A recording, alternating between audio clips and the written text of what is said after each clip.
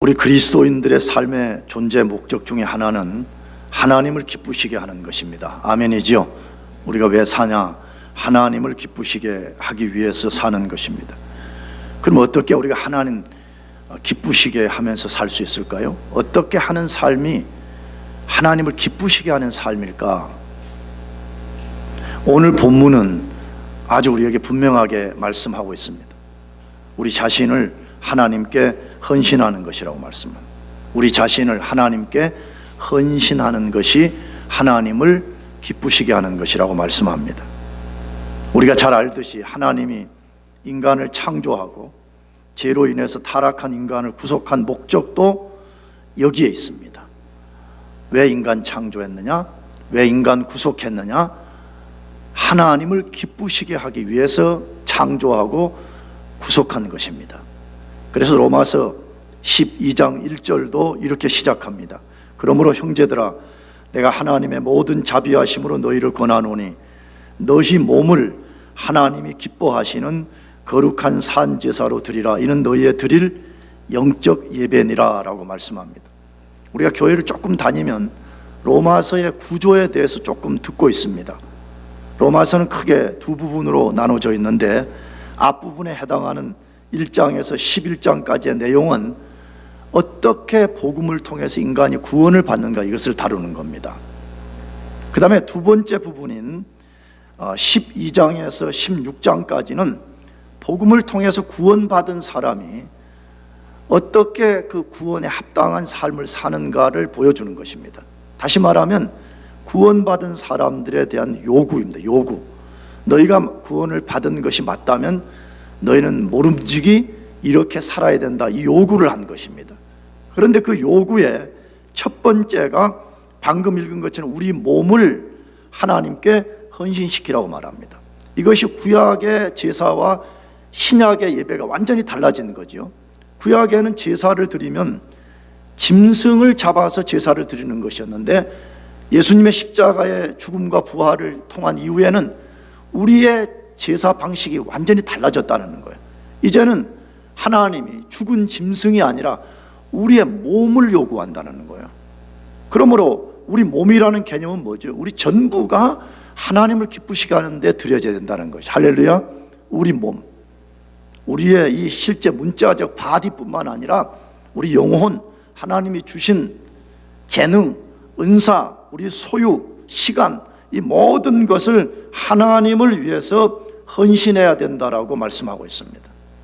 오늘 본문에서도 이스라엘 백성들이 영적 부흥을 경험한 후에 최종적으로 도달한 곳이 있었다라 그렇게 돼 있어요. 저는 이것이 진짜 부흥이라고 저는 믿습니다. 진짜 부흥을 경험하면 이스라엘 백성들이 도달한 지점에 우리도 도달해야 된다는 거예요. 그러면 이스라엘 백성들 어디에 도달했죠? 자기 자신을 하나님께 헌신시켰더라 그렇게 되어 있습니다. 그것이 10장 이야기예요. 지금요, 우리가 몇 번 다루었지만 그들은 과거에 철저히 하나님께 불순종과 반역으로 반응했습니다. 엄청난 고난을 당했습니다. 그래서 그들이 깨달았어요. 하나님의 은혜로 왜 우리가 이런 고난을 당하느냐, 왜 우리가 이런 수치를 당하느냐 하는 것을 깊게 깨닫고 그들이 회개하고, 그들이 회개를 말로만 하지 않고 언약을 기록하고 거기에 인을 치며 헌신을 다짐했더라 그렇게 되어 있습니다. 다시 말씀드려요. 여러분, 부흥의 진짜 결과는 자기 자신을 하나님께 헌신시키는 데 있습니다. 나는 이렇게 생각합니다. 어떤 사람이 나 진짜 은혜 받았습니다, 그러면 은혜는 감정적으로만 끝나는 것이 아닙니다. 진짜 은혜는 그 사람의 감정을 넘어서서 그 사람의 존재를 하나님께 헌신시키게 만드는 것입니다. 할렐루야. 이게 진짜 부흥이고 진짜 은혜라는 것입니다. 나가서 우리가 진짜 하나님을 알아가고 있다는 증거가 뭐냐? 우리가 진짜 하나님을 점점 알아가고 있다는 증거가 뭐예요? 그 교회 비판하는 거 아니에요. 내가 볼 땐 그런 사람들은 아직 하나님의 하자도 모르는 사람들이에요. 진짜 하나님을 알아가고 있다는 증거 중에 하나는 자기 자신을 하나님께 드리는 것이에요. 할렐루야. 그럴 수밖에 없잖아요. 하나님이 누구인가를 우리가 조금만 제대로 안다 그러면 그렇게 살 수밖에 없는 것입니다. 자기 자신을 하나님께 드리는 것, 이것이 진짜 영적으로 살아나고 있다는 증거인 것입니다. 사랑하는 교우 여러분, 헌신이라는 단어는 이 시대 그리스도인들이 제일 싫어하는 것입니다. 내가 요즘 읽는 책도 계속 도전적인 책을 하나 읽고 있는데, 이 시대 그리스도인들이 왜 큰 교회를 좋아하느냐? 익명성으로 헌신하지 않고, 누구에게 타치받지 않고, 교회 봉사하지 않고, 헌신하지 않고 자기를 숨기기에 제일 좋은 피난처이기 때문에 큰 교회를 택한다는 글을 제가 읽고 너무 제가 공감했습니다. 헌신하라는 말을 죽기보다 싫어하는 그러한 때에 와 있습니다. 그러나 우리는 이 마음을 돌이켜야 됩니다. 우리가 하나님께 헌신할 때 가장 아름답고요, 우리가 헌신할 때 가장 온전해지고요, 우리가 헌신할 때에 영적으로 성장해 갑니다. 믿습니까? 사실이에요. 교회 여러분 보세요. 백날 첫날 아무것도 안 하고 썬데이 크리스천으로 교회를 다니면요, 신앙이 절대 성장하지 않습니다. 머리만 커져가지고 목사들이 하는 설교 다 듣고는 다 안다고 생각해요. 그래서 판단만 하고 앉아있고 자기를 섬기지 않는 거예요. 자기 자신을 하나님을 섬기게 드리지 않는다, 그 말이에요. 여러분, 사람이 볼 때도 어떤 성도들이 정말 온 마음을 다해서 교회를 섬기는 거 우리가 보잖아요. 그러면 그 자체가 아름답잖아요. 우리가 봐도. 동의하시죠? 그렇잖아요. 우리가 봐도, 그냥 우리 같은 인간끼리 충성하는 사람을 봐도 정말 아름답고 참 훌륭하다, 어떻게 저렇게 할 수 있을까, 그런 말 많이 하잖아요. 그렇다면 우리가 헌신의 자리에서 하나님을 섬기게 되면 하나님이 그것을 얼마나 기쁘게 여기실까, 그걸 늘 생각해야 되는 것입니다. 그래서 우리 믿음으로 사는 것은 자꾸 사람들이 뭐라고 할 거냐가 중요하지 않아요. 하나님이 나를 어떻게 보느냐가 중요한 것입니다. 아멘이죠? 그렇잖아요. 사람들이 어떻게 보느냐는 덜 중요해요. 하나님이 나를 어떻게 보느냐는 거예요. 근데 하나님이 가장 기뻐하는 것 중에 하나가 우리가 헌신의 자리에서 하나님을 섬길 때 하나님이 가장 기뻐하신다는 거예요. 그러면 우리가 어떤 영역에 헌신할 때 주님이 기뻐하실까요? 많은 영역이 있겠죠. 그러나 오늘 느헤미야 10장은 우리가 헌신해야 될 중요한 3가지 영역이 있다고 말해요. 우리가 그 부분에 우리가 헌신하게 될 때 하나님이 매우 기뻐하신다고 말씀해요. 그 첫째는 하나님의 말씀의 순종을 위해서 헌신할 때입니다. 하나님의 무엇에요? 말씀에, 우리가 정확하게는 말씀에 순종하기 위해서 헌신하는 거예요. 그냥 추상적으로 하나님 말씀에 순종한다, 이걸 넘어서서 정확하게는 하나님 말씀에 순종할 때, 내가 하나님 말씀에 순종하기 위해서 헌신할 때 하나님이 매우 기뻐하신다는 거예요. 그것을 어디에서 다루지요? 방금 읽었던 느헤미야 9장 38절에서 10장 27절까지의 긴 이야기입니다. 근데 이 내용들은 무슨 내용 다룬 거죠? 거기 뭐 아까 내가 읽을 때 발음도 제대로 하기 좀 어려운 막 그런 이름들 막 쫙 거기에 기록이 되어 있잖아요. 근데 이스라엘 백성들은 이스라엘의 긴 역사를 돌아보면서 자신들의 포로 생활의 고통과 수치가 어디서 온 것임을 그들이 깨달았습니다. 여러분, 이게 굉장히 중요해요. 나도 여러분도 인생을 살다가 보면 우리가 예측하지 않은 고통과 인생의 어려움이 찾아올 때가 있어요. 물론 모든 고통이 다 죄는 아니지만 그러나 대부분은 죄 때문에 와요. 근데 사람들은 그거 못 깨달고 사는 거예요. 그러므로 이스라엘 백성들처럼 고통과 수치가 어디에서 왔는지를 깨닫는 것은 축복이에요. 그들이 그것을 깨달았어요. 뭐 때문이라고 깨달았죠? 하나님의 율법을 버린 데서 온 것임을 깨달았습니다. 이스라엘 백성들의 불행은 먹을 것이 없는 것도 아니고 군사력이 약한 것도 아니고 외세의 침입을 막을 무슨 군대가 없어서 망한 것이 아니라 하나님의 율법을 버린 데서 온 것임을 그들이 깨닫게 된 것입니다.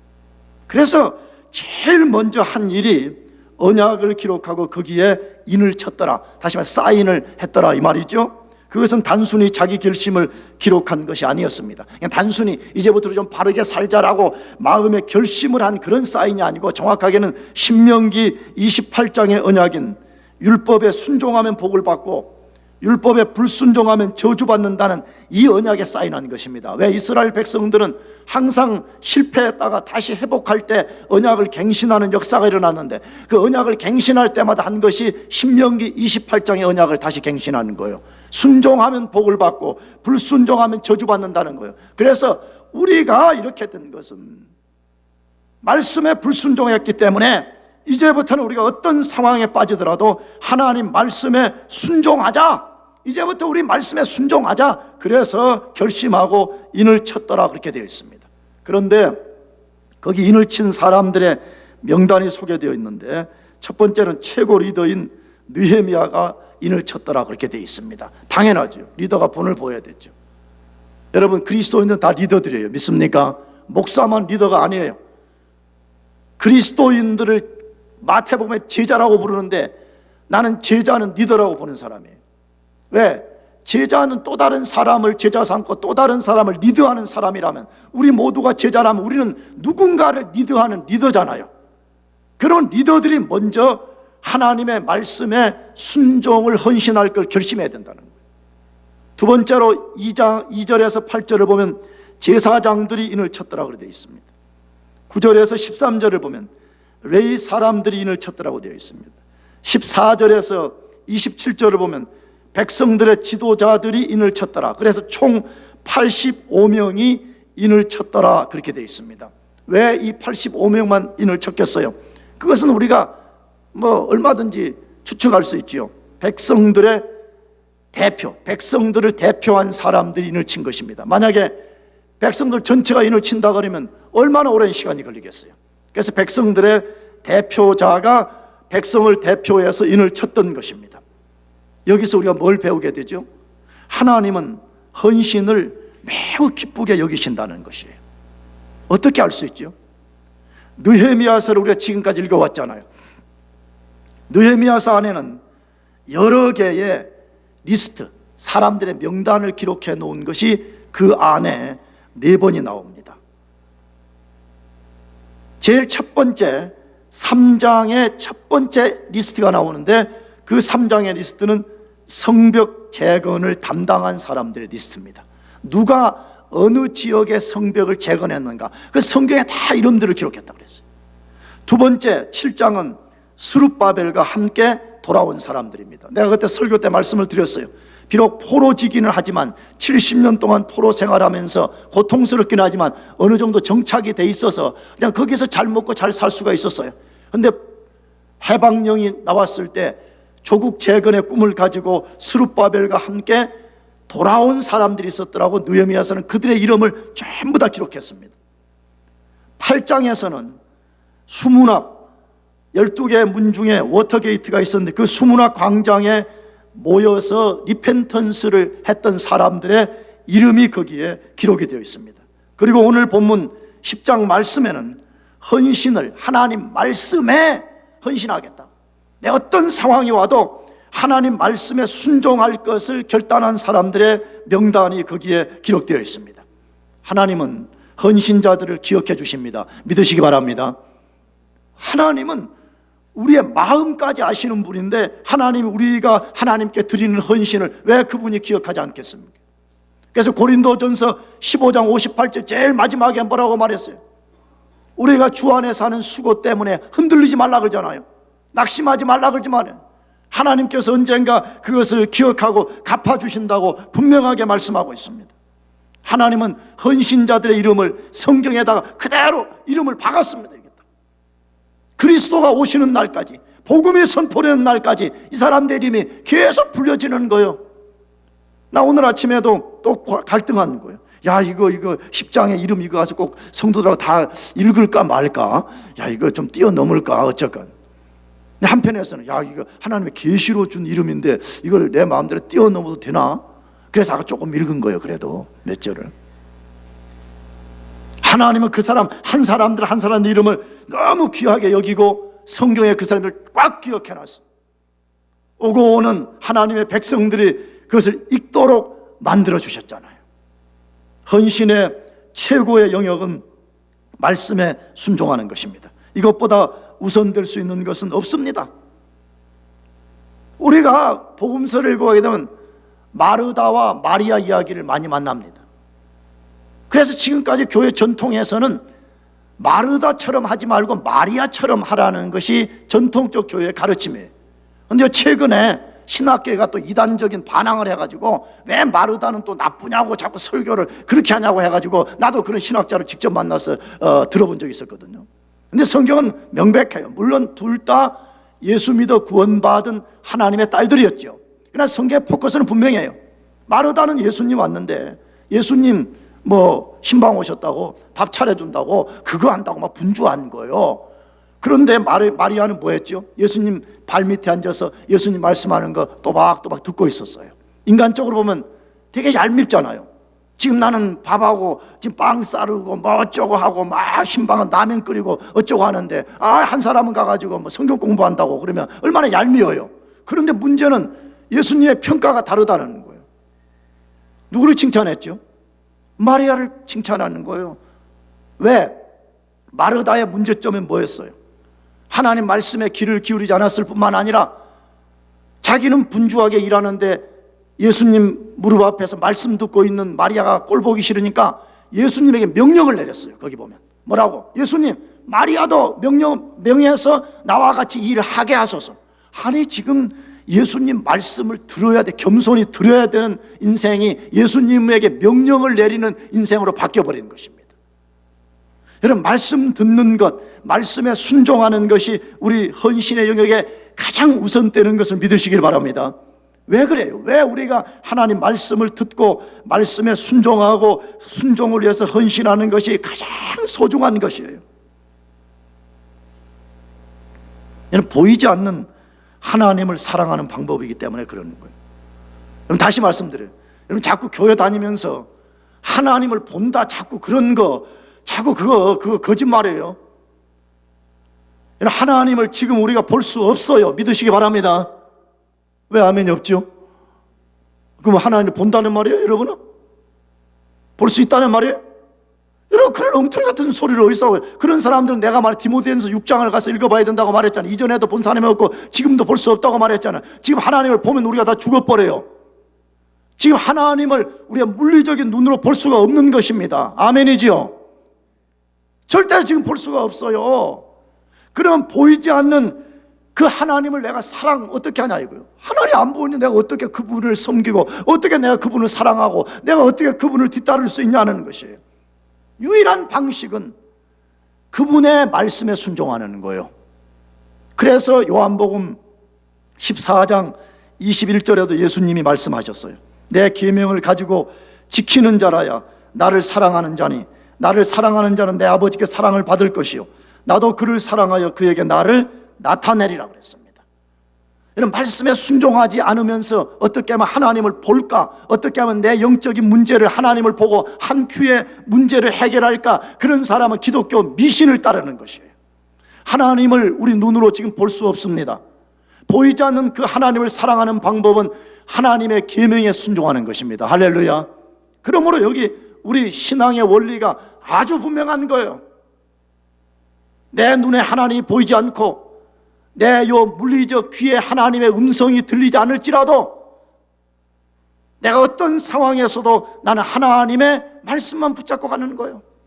하나님 말씀에 순종해서 헌신하는 거예요. 그럴 때 하나님이 우리를 기쁘게 받으시는 것을 믿으시기 바랍니다. 상당히 많은 사람들이 착각하는 게 하나 있어요. 말씀에 헌신하면 고난당하고 삶에 행복이 없다는 거예요. 나는 그건 반쪽짜리 복음이라고 생각해요. 여러분, 우리가 말씀에 헌신하면 고난 받을 수 있습니다. 어려움 당할 수 있습니다. 그러나 우리가 끝까지 하나님 말씀을 붙잡으면요 진짜 축복이 있습니다. 믿으시기 바랍니다. 왜 말씀 붙잡으면 고난이 오죠? 말씀 때문에 고난이 온다고 마태복음 13장에 말하잖아요. 씨 뿌리는 비유에. 왜? 우리를 시험해 보는 거예요. 너 진짜 이 상황에서도 내 말을 붙잡고 갈 수 있겠느냐? 하나님 우리를 테스트하는 거잖아요. 여러분, 그럴 때 이런저런 약간의 시험을 당할 수 있어요. 어려움을 당할 수 있어요. 그러나 우리가 끝까지 그 상황에서도 하나님 말씀대로 된다는 것을 믿고 나아가면 하나님이 반드시 말씀에 합당한 복을 주시는 것입니다. 그러므로 말씀에 순종한다, 그러면 고난받는다, 그러면 인생이 재미없다, 여러분 그런 거 없습니다. 나는 만약에 하나님이 진짜 그런 하나님이라면 난 안 믿고 싶습니다.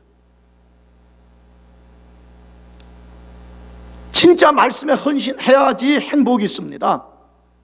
나는 그걸 우리 과거에 믿음의 선배 목사님들이 했던 용어를 나는 그대로 빌려와요. 물을 떠난 고기가 혹시 산다 하여도 예수 떠난 심령은 사는 법이 없네. 이 가사와 같이 여러분 진짜 우리가 말씀에 순종을 헌신하면요, 물을 떠난 고기가 물속에 돌아와 사는 거하고 똑같아요. 우리가 말씀에 순종하면 그런 엄청난 블레싱을 하나님 주신다고 약속을 해요. 그래서 유명한 성경 구절 신명기 10장 13절 말씀인데 다 같이 읽어보겠습니다. 시작. 내가 오늘날 내 행복을 위하여 내게 명하는 여호와의 명령과 규례를 지킬 것이 아니냐. 이게 뭐가 또 잘못됐군요. 잘못됐으면 저 책임이에요. 왜냐, 요즘 내가 눈이 안 좋아가지고 뭘 쳐가지고 좋은데도 구절이 뭐가 좀 잘못되면 저기서 잘못 내는 모양이에요. 자, 왜 틀렸을까 이거 하지 말고 내가 다시 읽어드릴 거니까. 이것도 지난 방학에 강사 목사님 한 분이 오셔가지고 이 본문 갖고 설교한 거 기억나지요? 기억 안 나요? 할렐루야. 한편에서는 좋네요. 기억이 안 난다 그러니까 내가 또 다시 할 수 있으니까. 목사님 그거 그때 강사 목사님 하신 건데요. 그러면 또 내가 좀 곤란하잖아. 자, 듣기만 해봐요. 내가 오늘날 내 행복을 위하여 내게 명하는 여호와의 명령과 규례를 지킬 것이 아니냐 그랬습니다. 하나님이 자신의 말씀을 지키라고 해. 그런데 누구 행복을 위해서? 내 행복, 이스라엘 너의 행복, 오늘 우리들의 행복을 위해서 말씀을 지키라라고 말씀합니다. 여러분 진짜 말씀을 지키면 행복합니다. 할렐루야. 나도 그렇게 뛰고 싶어요. 나도 지난 금요일에 대학부 친구들한테 그런 고백을 했는데 요즘 내가 목회를 돌아보면서 참 많이 후회가 많이 돼요. 좀 더 나 자신이 하나님 말씀을 좀 꽉 붙잡고 좀 목회할 걸, 좀 더 하나님 말씀을 좀 바르게 선포하는 일에 좀 애를 쓸 걸, 이 생각을 너무 많이 하는 거예요. 왜 그러냐?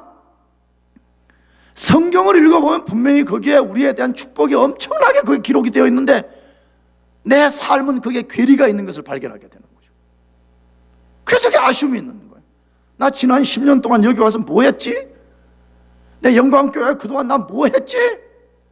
이 생각이 너무 많이 들어서 나 자신부터가 진짜 하나님 말씀을 꽉 붙잡고 하나님 말씀에 순종하고 말씀에 헌신해서 살고 싶어요. 여러분도 그렇게 되기를 축복합니다. 그것만이 우리 그리스도인들이 살 길이에요. 그것만이. 나가서 요한일서 5장 3절은 말씀합니다. 같이 읽어보겠습니다. 시작. 하나님을 사랑하는 것은 이것이니 우리가 그의 계명들을 지키는 것이라. 그의 계명들은 무거운 것이 아니로다. 이 다 틀린 모양이지. 허허. 뭐가 쉬었나? 자, 다시 내가 읽어볼게요. 하나님을 사랑하는 것은 이것이니 우리가 그의 계명들을 지키는 것이라. 그의 계명들은 무거운 것이 아니로다 그랬어요. 여러분 하나님의 말씀은 절대 우리에게 무거운 것이 아니에요. 할렐루야. 오히려 하나님 말씀을 진짜 지켜 살면요, 이 말씀이 우리의 도약자가 되는 것이고요, 이 말씀이 우리를 자유케 만들어줍니다. 근데 안 해보는 거예요. 이대로 안 해보는 거예요. 그러니까 하나님 말씀이 무겁다, 하나님 말씀대로 살면 고통스럽다, 수치받는다, 그렇게 생각하는 거예요. 아니에요. 하나님 말씀에 순종하면 진짜 자유와 축복이 있음을 믿어야 됩니다. 제가 최근에 이 새벽 예배 때 열왕기상을 읽고 설교하고 있는데 열왕기상의 초반부의 메시지는 아주 자명해요. 다윗과 솔로몬이 말씀에 헌신할 때는 아무도 그를 이길 수 없었다는 거예요. 다윗과 솔로몬이 말씀에 헌신하면 하나님이 불성과학으로 이스라엘을 꽉 지켜주니까 무슨 뭐 아수르, 뭐 에돔, 뭐 무슨 족들, 모압, 암몬, 애굽 꼼짝도 못합니다. 그런데 말씀의 언약을 탁 깨뜨리는 순간에 하나님이 그 불성각을 거둬버리니까 모압, 암몬, 이방의 족속들이 이스라엘을 공격했다라 그렇게 되어 있습니다. 여러분, 하나님의 말씀에 순종해 사는 것만이 진짜 우리의 복인 것을 믿으시길 바랍니다. 여러분, 다른 증거가 뭐 더 필요해요? 자꾸 여러분들이 혹은 우리 자신이 하나님께 뭐 자꾸 증거를 보여달라고 그러잖아요. 그 내가 보기에는 하나님 안 보여줘요.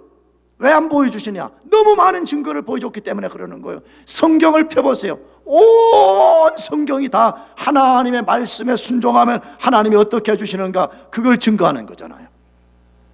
여러분, 괜히 신앙생활할 때 허망한 것, 진짜 아무 자기의 도움도 안 되는 그걸 쫓아 살면 안 됩니다. 그런 사람은 언젠가 나처럼 인생을 돌아볼 때 후회하게 됩니다. 하나님 말씀에 순종하기를, 헌신하기를 축복합니다. 말씀에 헌신해요. 그러면 살게 되고, 그러면 하나님이 반드시 우리 아버지가 되셔서 우리를 축복하시고 우리를 인도해 주실 것입니다. 두 번째로, 우리가 어떤 영역에 헌신할 때 주님이 기뻐하실까요? 거룩을 위해서 구별된 삶을 위해 헌신할 때입니다. 한마디로 말하면 거룩하게 살라 이 말이에요. 내가 거룩한 삶을 위해서 내가 헌신하는 거예요. 하나님이 너무 기뻐하신다는 거예요. 내가 거룩해지는 것, 하나님의 거룩하심을 닮아서 내가 거룩한 삶을 살기 위해서 헌신하는 거예요. 그러면 하나님이 너무 기뻐하신다는 거예요. 그거 어디에서 보여줘요? 느헤미야 10장 28절에서 31절까지 말씀인데 다시 읽지는 않겠습니다. 하나님의 말씀에 순종을 헌신한 사람들은 리더들만이 아니었음을 보여줍니다. 모든 백성들이 말씀에 헌신을 다짐했다고 되어 있습니다. 물론 사인을 한 사람들은 백성들의 대표자들만 했지만, 방금 언급한 28절에서 31절을 보게 되면 백성들 모두가 헌신을 다짐했더라, 그렇게 되어 있습니다. 그런데 그들의 헌신이 말로만 하는 헌신이 아니었습니다. 실제적 희생을 각오한 헌신이었습니다. 진짜 우리는 거룩을 위해서 나 희생하겠습니다, 나 잃으면 잃겠습니다, 나 버리면 버리겠습니다, 그렇게 했다는 거예요. 그럼 어떤 부분에서 그들이 그렇게 희생을 각오하고 헌신했다 그래요? 28절에서 30절을 보게 되면 그들은 이방인들과 교제를 단절했더라, 그렇게 되어 있습니다. 이방인들과 교제를 뭐 했어요? 끊었더라 그랬습니다. 이방인들과 교제를 단절했다. 어떤 교제였길래 영적 부흥을 경험한 그들이 하나님 앞에 거룩하게 살기 위해서 이방인들과 교제를 단절시켰냐는 거예요. 그 내용을 끝까지 읽어보니까 이스라엘 백성의 딸을 이방인에게 시집 보내지 않고 이방인의 아들들을 사이로 받아들이지 않겠다는 것이었습니다. 여러분, 이거 우리가 성경을 쉽게 읽으면 안 됩니다. 가볍게 읽으면 안 됩니다. 굉장히 쉽지 않은 상황입니다. 우리가 앞으로 느헤미야서를 끝까지 읽어보면 알겠지만, 타락한 이스라엘 백성들이 이방인들과 이게 자폰을 해가지고 완전히 뒤섞여 버렸습니다. 근데 그게 하나님 앞에 잘못됐다는 것을 그들이 깨달았을 때 그들이 한 일이 뭐냐? 이미 사이로 얻은 이방인들 돌려보냈다고 돼 있어요. 이미 이방의 딸들을 며느리로 받아들였는데 그 며느리를 다시 돌려보냈다고 되어 있어요. 지금 이 본문에서는 이제는 우리가 다시는 이방인들을 며느리로 받아들이지도 않고 이방의 아들들을 사이로 받아들이지 않겠다고 그들이 선언했다는 거예요. 여러분, 이게 쉽겠어요, 어렵겠어요? 생각해 보세요. 아니, 지금 살고 있어요. 지금 멀끔하게 생긴 어떤 남자가 아침마다 일어나면 장모님 했었고 장인어른 했었는데, 어느 날 부흥을 경험하고 이게 하나님 앞에 합당하지 않은 것이라는 걸 깨닫고 그들을 돌려보낼 때 여러분, 얼마나 고통이 있었겠습니까? 얼마나 이스라엘 공동체 안에 큰 눈물이 흘렸겠습니까? 근데 그들이 그것을 결단했대. 왜 결단하는 거예요? 왜 결단하는 거예요? 하나님 하지 말라고 그랬다는 거예요. 신앙생활은 내가 볼 때는 이게 우리의 판가름을 내는 거예요. 하나님이 말씀하시면 내가 손해를 보는 한이 있더라도 결단한다는 거예요. 하나님이 아니라고 하면 내가 손해를 보는 한이 있더라도 내가 그 손해를 봐야 된다는 거예요.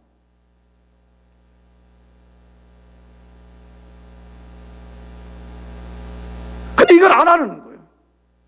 적당하게 타협하고 내 편안함, 내 어떤 이득을 위해서 헌신 안 하는 거예요. 그러니까 삶의 변화가 안 일어나요. 여러분, 이스라엘 백성들은 왜 하나님께서 하지 말라고 한 이방인들과 결혼해가지고 공동체를 이렇게 무질서하게 만들어버렸겠어요? 돈 때문이에요. 뭐 때문이라고요? 돈 때문. 왜? 70년간 포로 생활하면서 이스라엘 백성들이 안 봐도 알잖아요. 경제적으로 매우 어려워진 겁니다. 그런데 이방인들은 그런 대로 잘 사는 거예요. 이방인들 중에서 돈 있는 인간들이 잘생긴 유대 여자들을 자기의 며느리 혹은 부인으로 맞아들이고 반대로 또 사이를 뭐 이런 식으로 하고 결혼하자 이런 식으로 하니까 이스라엘 백성들이 할 수 없이 한 거죠. 돈 때문에 자기를 팔아버리는 거예요. 자기 딸들을 판 거예요. 자기 아들들을 판 것이죠. 그러나 하나님이 아니라고 말해요. 이게 하나님이 금하신 일이라는 것을 깨달았을 때 그들이 단호하게 결단했더라고 되어 있습니다. 꼭 결혼이 아니더라도 하나님이 금하신 일을 쫓는 것이 있다면 여러분, 오늘 이 시간 결단하기를 축복합니다. 돌아서야 돼요. 또 하나 그들이 헌신한 영역이 무엇이에요? 31절을 보면 안식일에는 물건을 사고 팔지 않기로 결심했고 7년마다 땅을 쉬게 하고 빚진 자를 탕감해주는 안식년을 준수하기로 결단했다, 그렇게 되어 있습니다. 두 가지죠. 하나는 안식일을 이제부터 지키겠다. 안식일에는 절대로 물건을 사고 팔지 안 하겠다고 결단했다는 거예요. 나가서 7년에 한 번씩 돌아오는 안식년을 반드시 준수하겠다. 그래서 매일 안식년도 없이 그냥 땅에 곡식 뿌려가지고 계속 해먹던 삶 이제 중단하고, 심지어 형제들끼리에 빚을 져가지고 종로로 타는 사람이 있으면 안식년 때 그들을 탕감해주는 그런 일을 하겠다라고 그들이 결단했다는 것이에요. 왜 그런 거죠? 깨달은 것이에요. 하나님의 백성들의 삶의 방식이 무엇인가를 하나님이 분명하게 말씀하셨다는 거예요. 너희는 반드시 일주일에 하루를 구별해서 안식일로 지키고 하나님을 예배하는 것으로 살아라. 7년에 한 번씩 돌아오는 안식년을 통해서 너희가 땅을 쉬게 하고 동시에 너희들이 형제들끼리 억압된 것을 풀어주면서 너희들이 형제들 안에서의 불평등을 만들지 말고 진정한 자유를 만들어라, 하나님 말씀하셨다는 거예요. 근데 신앙이 타락하니까 돈 때문에 안식일 팔아먹은 거예요. 안식일에 가서 자기 집에 배추 기른 거 갖다가 팔아먹고 자기도 편리하게 하고 남이 키운 무 사다가 먹고 하면서 안식일을 망쳐버리는 거예요. 심지어 안식년까지 그들이 포기해버렸습니다. 여러분, 그 결과가 무엇인지 알아요? 그들은 70년간 포로 생활하게 되었습니다. 예레미야서에 보게 되면 분명히 말씀했죠. 왜 이스라엘 백성들이 70년 포로 생활한 거예요? 50년 해도 되잖아요. 100년 할 수도 있잖아요. 왜 70년이에요? 그들은 500년 동안 안식일과 안식년을 지키지 않은 것 때문에 70년의 포로 생활을 한다고 되어 있어요. 다시 말하면 그 70의 횟수를 계산해가지고 77은 49, 거의 500년 동안 안 지킨 것에 대해서 너희는 70년 동안 포로 생활할 것이라고 분명하게 말씀했습니다. 여러분, 기억해야 됩니다. 그리스도인들은 뭘로 사는 사람들이에요? 여러분, 내가 나쁘다, 여러분 나쁘다고 내가 혼나는 거 절대 아니에요. 내 열정으로 말하는 거예요. 여러분, 그리스도인들은 안식일을 대처한 이 주의를 지키고 살아야 돼. 할렐루야. 자꾸 뭐 이상한 신학 갖고 자꾸 그렇게 하는데, 여러분, 그런 사람들이 자꾸 타협하게 되어 있어요.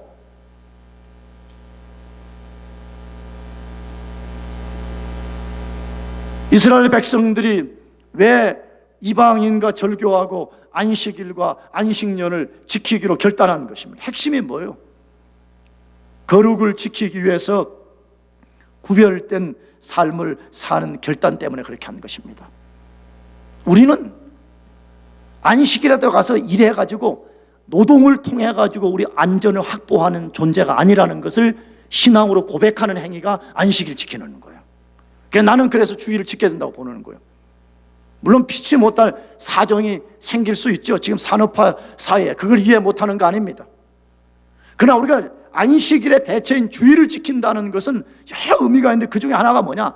나는 나의 노동을 통해서 내 인생의 안전을 확보하는 존재가 아니라는 거예요.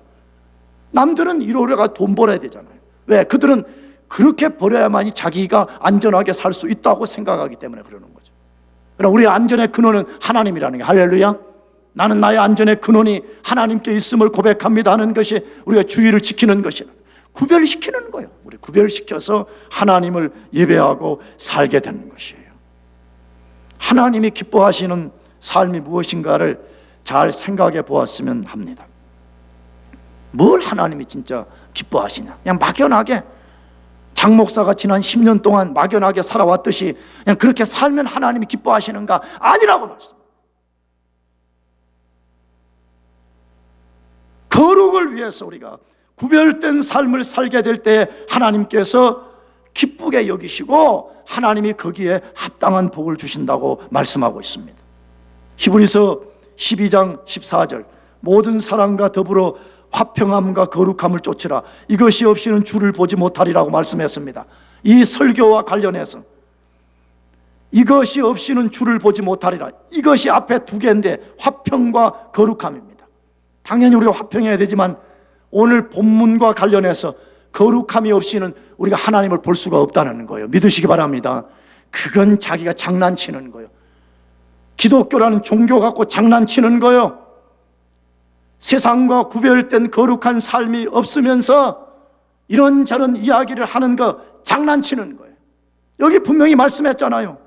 모든 사람과 더불어 화평함과 거룩함을 쫓으라. 이것이 없이는 주를 보지 못하리라고 말씀했습니다. 하나 더 읽어드리고 싶어요. 야고보서 4장 8절 상반절, 하나님을 가까이 하라. 그리하면 너희를 가까이 하시리라. 하나님을 가까이 하라. 그리하면 너희를 뭐 하시리라? 가까이 하시리라. 그러면 질문합니다. 우리가 어떻게 하나님을 가까이 할 수 있어요? 하나님을 가까이 하는 방법이 무엇이에요? 보이지 않는 그 하나님을 우리가 어떻게 가까이 할 수가 있어요? 오늘 성경이 말씀하고 있습니다. 우리가 하나님 말씀에 헌신하고 우리 삶을 거룩하게 만들어 갈 때에 하나님을 가까이 하게 된다는 게, 할렐루야, 정말 놀라워요. 하나님의 임재가 있니 없니 맨날 그것 갖고 다툴 필요가 나는 하나도 없다고 생각합니다.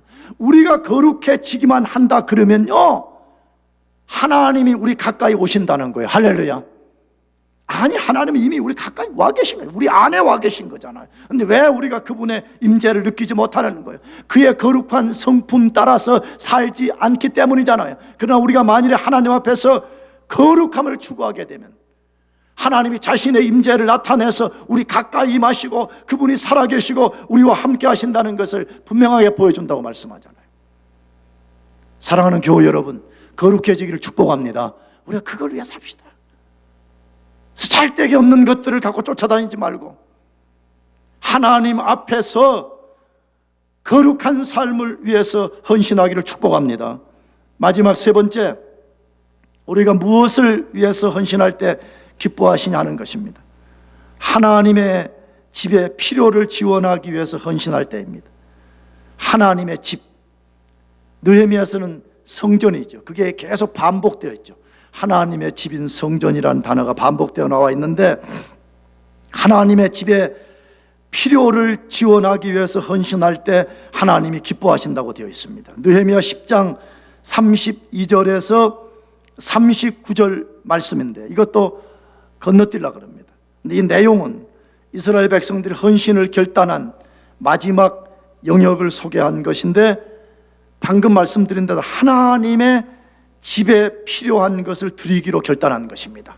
하나님의 집, 하나님의 성전에 필요한 것을 드리기로 결단한 리스트를 거기 쫙 기록해 놓은 것이, 무엇을 그들이 결단했다고 되어 있어요. 32절에서 33절을 보면 성전세를 바치기로 결단했다고 되어 있습니다. 34절에는 성전에 필요한 땔감을 공급하기로 결단했다고 되어 있습니다. 35절에서 37절 상반절에는 첫 것을 바치기로 결단하였다고 되어 있습니다. 37절 하반절에서 39절에는 11조를 드리기로 되었다, 그렇게 되어 있습니다. 그러면 질문이 생겨요. 무엇 때문에 이스라엘 백성들은 부흥을 경험한 이후에 우리는 어떻게 하든지 성전의 의무를 우리가 다하겠다라고 결심했냐 이거예요. 무엇 때문이죠? 그 이유를 39절 하반절에 이렇게 소개했어요. 그리하여 우리가 우리 하나님의 전을 버리지 아니하리라. 우리가 이런 의무를 다 해서 하나님의 집을 버리지 말자 이렇게 결단했다는 거예요. 하나님의 성전을 우리가 버리지 말자 이렇게 결단했다는 거예요. 여러분, 이 결단 왜 한 것이죠? 1차적으로 단순하게는 그들이 스룹바벨이 돌아와서 스룹바벨 성전을 지었잖아요. 스룹바벨과 함께 돌아와서 어렵게 성전을 지었습니다. 그러니까 어렵게 지은 성전 이제 우리가 다시는 파괴되지 않고 하나님의 뜻대로 이거 우리가 건사하자, 잘 운영하자. 그래서 이 결심한 거죠. 그러나 말라기서와 느헤미야서를 읽어보게 되면 훨씬 더 깊은 이유가 있었다고 되어 있어요. 훨씬 더 깊은 이유는 뭐죠? 자기들이 이스라엘 역사를 쫙 반추하면서 왜 하나님의 선택받은 백성인 우리들이 이렇게 비참해졌느냐, 이것을 배웠기 때문이라고 소개해요. 그러면 그들이 어떤 비참함을 경험하게 되었어요? 우리가 그것을 알려면 말라기서를 좀 알아야 되는 필요가 있는데, 말라기서 3장을 보면 이스라엘 백성들과 개개인들과 나라가 경제적으로 매우 어려움에 처했더라 그렇게 되어 있습니다. 굉장히 어렵게 되어버렸어요. 그래서 백성들이 하나님께 불평을 하기 시작했어요. 하나님, 왜 우리가 이렇게 어렵지 않은 거죠? 왜 하나님 우리 기도해도 안 들어주시고 나라가 왜 이렇게 황폐하냐? 그때 하나님께서 뭐라고 말씀했죠? 너희는 나의 것을 도둑질했다고 그래. 그 도적질이 뭐냐? 하나님의 11조를 너희가 도적질한 것 때문에 너희들이 이렇게 황폐하게 되었다라고 말씀해. 오늘날 자꾸 또 11조 어디서 또 비판하는 설교 들어와가지고는 자꾸 11조 설교하면 뭐 11조는 구약에 어쩌네 저쩌네 뭐 하면서 반박하는 사람들이 많아요. 난 내가 볼 때 그 사람들도 반쪽짜리 신학을 알고 있는 거예요. 여러분, 진짜 신약 시대의 헌금 원리는 고린도후서 8장과 9장입니다. 여러분, 거기 가서 읽어보게 되면 우리가 전부 다 내놓으라 그래. 할렐루야. 전부 다 내놓으라 그래요.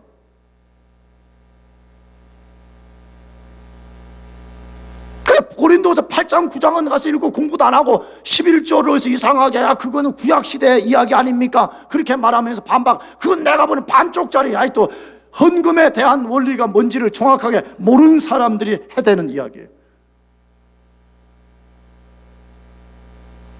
그래서 하나님이 말라기 시대의 백성들에게 황폐하게 만들어버린 경제적 어려움을 만들어버렸다 그렇게 되어 있어요. 그런데 이 사건이 느헤미야 13장 상황을 만들어낸 거예요. 우리가 앞으로 느헤미야 13장을 읽겠지만 느헤미야 13장에는 무슨 사건이 기록되어 있냐 그러면 성전의 제사를 수종하는 레위인들 혹은 노래하는 사람들이 전부 다 성전을 버리고 자기 고향으로 도망가서 그 농사 지었더라 그렇게 되어 있어요.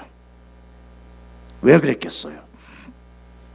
우리가 지금 읽는 느헤미야 이 10장 이때 부흥을 경험했던 이스라엘 백성들이 성전의 의무를 다해서 다시 제사가 부흥됐습니다. 근데 시간이 지나면서 점점점 다시 타락하기 시작하는 거예요. 그래서 하나님께 드려야 되는 성전의 의무를 다하지 않게 되니까 성전에서 백성들이 바치는 헌금으로 살아가는 레위인들, 노래하는 사람들이 목구멍이 포도청이니까 헌금이 없으니까 성전을 운영할 돈이 없으니까 자기 고향 땅에 돌아가서 농사 지어가지고 그 때거리를 해결하러 다 도망가 버리고 결과는 뭐죠? 성전의 제사가 중단돼 버리는 거예요. 말라기 시대 성전의 제사가 중단돼 결과는 뭐죠? 여러분, 제사장이 없고 레위인이 없으면 제사 못 드리면 백성들의 죄를 사할 길이 없고 제사장과 레위인들이 가르쳐주는 율법의 말씀을 들을 수가 없고, 백성들은 죄에서 허덕이고 어디로 가야 될지 갈 바를 알지 못하고 죄 가운데 쓰러지고 악순환이 반복되어서 결국은 이스라엘 백성들이 바벨론의 포로로 잡혀가고 느헤미야 때는 다시 영적 암흑기로 접어들었다고 성경이 말씀하고 있습니다. 우리 시대도 동일한 원리를 갖고 있습니다. 하나님의 집인 성전과 교회는 유사한 원리를 갖고 있습니다. 만일에 성도된 우리가 교회를 위해서 물질로 헌신하지 않는다면 목사는 다른 일을 찾아야 될 것입니다. 배추 장사로 나가야 될지 모르죠. 교회는 더 이상 메인터넌스를 할 수 없어서 교회가 운영을 중단해야 될 것입니다. 그러므로 우리는 우리가 속한 하나님의 교회를 위해서 헌신해야 됩니다. 할렐루야. 그게 그리스도인들의 의무인 것이에요. 그걸 언짢게 들을 필요가 없어요. 물론 진짜 돈이 없고 정말 하루하루의 삶이 어려운 사람들은 나는 교회가 도와줘야 된다고 생각해. 나는 옛날 한국에서 목회할 때 진짜 그랬어요. 나 수원에 목회할 때 어떤 성도님이 헌금을 제일 많이 해요. 그래서 내가 신방을 갔어요. 근데 너무 가난한 거예요. 너무 가난해. 진짜 그때 내가 목회할 때 우리 교인들 제일 가난했어요. 그래서 내가 그랬어요. 당신은 헌금하지 마라 그랬어요. 그랬더니 이분은 안 된대. 자기는 반드시 우리 교회에서 제일 많이 헌금을 한다고 그래요. 그게 안 된다고. 당신은 지금 하루하루 삶이 어렵지 않냐? 왜 그렇게 하냐 그랬을 때 이분이 과거에 서울의 어떤 약간 좀 스트릭한 교회를 다니면서 약간 좀 신앙이 좀 교리적으로 좀 건전하지 못한 그런 것을 배워가지고 거기에 세뇌되어 있더라고. 그래서 내가 그랬어. 당신은 우리 교회 돌봄을 받아야 되는 대상이라고. 다음 주부터 헌금하지 말라고. 했겠어요, 안 했겠어요? 여러분 상상에 맡기겠어요? 계속했어. 여러분 그런 사람들은요, 교회가 돌봐줘야 돼. 교회가 그런 사람들을 뭐 100% 책임을 못 지더라도 100% 책임을 지는 자세를 가져야 돼. 근데 우리는 그렇게까지 어렵지는 않잖아요, 우리가요. 내가 지난 금요일에 대학부 친구들한테 도전했어. 물론 우리 대학부 친구 잘하고 있지만 도전이야, 도전. 우리가 스타벅스 가가지고 뭐 커피 막 비싼 거는 아무 생각 없이 마시면서 하나님의 교회를 위해서, 하나님의 집을 우리가 세우기 위해서 헌금하는 것은 되게 인색한 사람들이 많습니다. 그러면 안 됩니다. 이스라엘 백성들이 하나님의 집을 버려버렸을 때에 자기들의 비극이 무엇인가를 알게 되었기 때문에 이제는 다시 우리가 이런 불행을 겪지 말자고 결단한 것 중에 하나가, 이제부터는 하나님의 집을 지키기 위해서 우리의 물질을 희생하자라고 결단한 것입니다. 여러분 10의 1조를 드리는 것은요, 나는 청직입니다 이걸 고백하는 것이 많이 들었을 거예요, 교회 다니면서. 여러분 이 시대는 물질을 우상으로 숭배하는 시대에 도래해버린 거잖아요. 돈이 많은 사람은 많은 돈의 지배를 받으면서 돈을 우상 숭배하고, 돈이 없는 사람은 난 앞으로 돈을 많이 벌 거라는 그 꿈 때문에 돈을 우상 숭배하고 사는 시대가 와버렸잖아요. 만모니즘에 빠진 이 시대의 해독제는 우리가 10의 1조를 드리는 거예요. 할렐루야. 10의 1조를 드리는 것이죠. 내가 금요일에도 말씀드렸어요. 100만 원 헌금을, 100만 원 수입을 만약에 받으면 단위 자체가 100만이에요. 100만. 커요, 안 커요? 크잖아. 100만. 근데 거기서 11조를 딱 떼면 내 수중에 들어오는 단위가 뭘로 떨어져요? 90만으로 떨어져. 손 떨려요. 그렇잖아요. 아까 떼기 전에는 몇 만? 100만이요. 100만.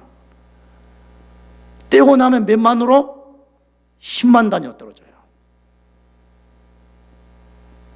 이 속에 엄청난 비밀이 들어있어요. 10만 단위로 떨어지는 이 두려움, 염려, 근심, 많은 것이 이 속에 있을 수 있지만 거기는 우리가 상상할 수 없는 하나님의 복이 있음을 믿어야 돼. 할렐루야. 그걸 믿어야 돼요. 그래서 말라기서는 우리들에게 11조에 대해서 말씀해요. 여러분 자꾸 이거 아까도 말씀드렸지만 그거 구약가 아니에요.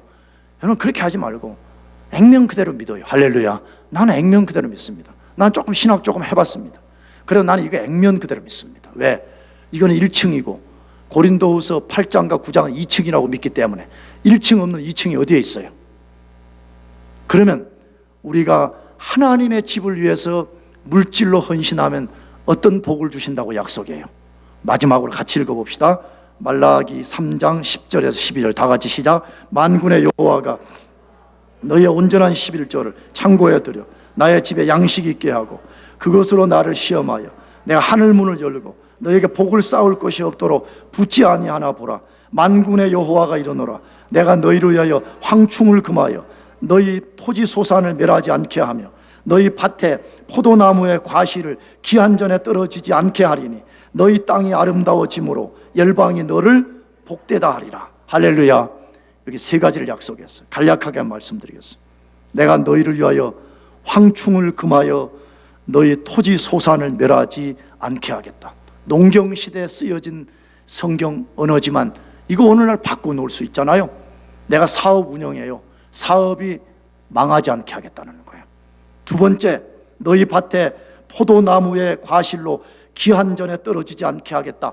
헛수고 부지런히 가을에 꽃 피어서 그거 열매 맺을 것이라고 화분 막 옮기고 했어요. 그런데 어느 날 우박 와가지고 박살나고 비가 한 달 내내 와가지고 하면 뭐 하지요? 헛수고 되는 거예요. 하나님이 헛수고를 막아주겠다고 말해.